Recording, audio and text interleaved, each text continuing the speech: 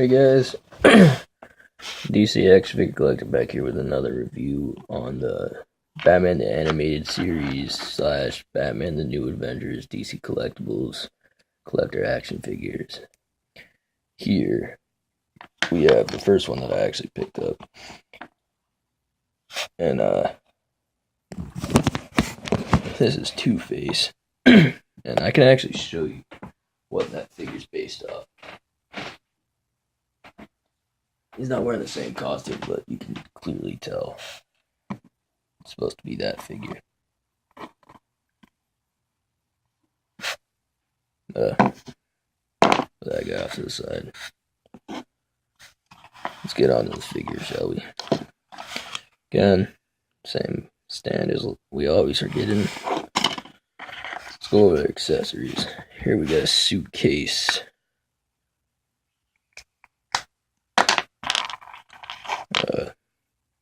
Got a gas mask. That actually can go on his face too. Got some of the sulfuric acid that he fell into or something like that. It also came with like a hand watch, and I fucking lost that. I have his other hand somewhere else too, but I'm not gonna go over that, so sorry.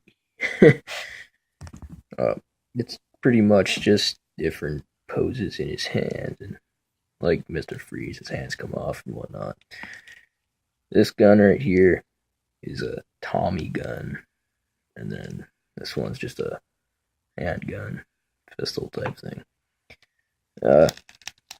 For Two-Face, he's probably the one that's made the most well, in my opinion. You know, he's got 360 on hand movement.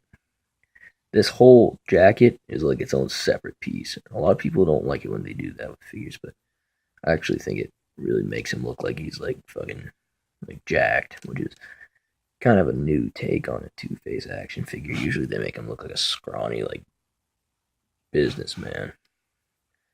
Like they don't give him his own body sculpt. Every figure so far in this line has their own separate body sculpt, except for his hands are almost the same as Mr. Freeze's, except for he has like little spots, like burn scars. But anyway, he's got typical. Well, actually, no, he only goes that far. Kind of a bummer, but whatever. He has a waist movement. Head goes up and down, back and forth, 360 degrees. I don't fucking. There we go. Same deal with his arms. They go 360 degrees, but I don't want them to snap off. It's pretty much as far as you want to go with them. See a lot of people like review figures, and they just, when they're reviewing them, I'm like wearing. I've seen people break figures doing reviews, you know. I don't want part of that crowd. His arms go about that far out, that close in. Got a lot of nice detail. This whole hairpiece is its own separate thing. Move his elbow like that. His feet are really tiny, so like he's definitely a figure you're gonna want for the stand, because yeah, he's top heavy. Knees bend, no foot movement whatsoever. And this guy definitely looks animated, so that's really cool. Like, yeah, I actually picked him up at my local comic book store, along with Mr. Freeze and my Batman. They're like pretty much like with tax and everything, they're like close to $30. Like that. I personally think it's a little ridiculous. Like, yeah, they come with a lot of cool shit. They're definitely worth it, but the only one I would not say is worth it is that tiny ass fucking Catwoman figure. Catwoman is literally like this big. That figure just is pathetic, in my opinion. If I buy it, it's not because I'm a fan, like a huge fan of it.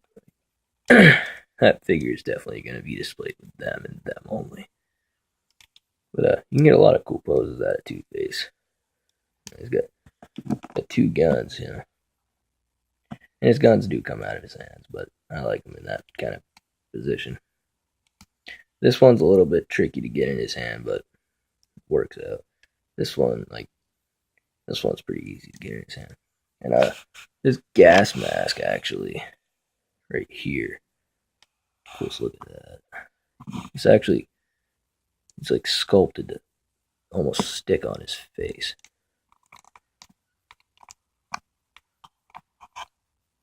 That's kind of a cool look, actually. You can fit most of his shit in his suitcase. Like the stuff that you don't want in his hands. Or if you just don't have any room on your shelf to put it, like, put both of the acids in there. The mask in there. And it snaps.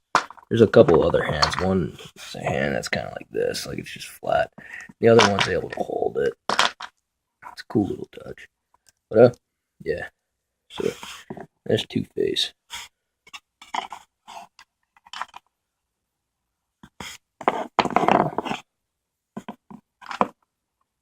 Size comparison. Let me get one out.